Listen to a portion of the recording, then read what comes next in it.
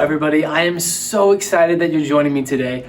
I have an amazing story from Matthew 14, and it starts in verse 25. Let's read along. Shortly before dawn, Jesus went out to them walking on the lake. And when the disciples saw him walking on the lake, they were terrified. "It's a ghost," they said, and they cried out in fear. But Jesus immediately says to them, "Take courage, it is I. Don't be afraid." "Now, Lord, if it's you," Peter replied, "tell me to come out to you on the water." "Come," he said. Then Peter got down out of the boat and he walked on the water and he came towards Jesus. But when he saw the wind, he was afraid and he began to sink and he cried out, "Lord, save me." Immediately, Jesus reached out his hand and caught him. "You of little faith," he said, "why did you doubt?"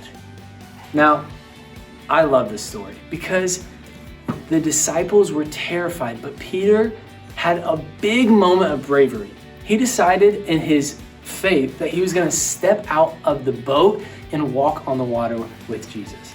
Now, as you can imagine, that could have gone well right at first, but then the wind started picking up and he looked around at the wind, and then all of a sudden the waves are splashing on Peter. And okay, I'm sure there was probably some fish out there on the lake as well, on the sea, as he was walking around.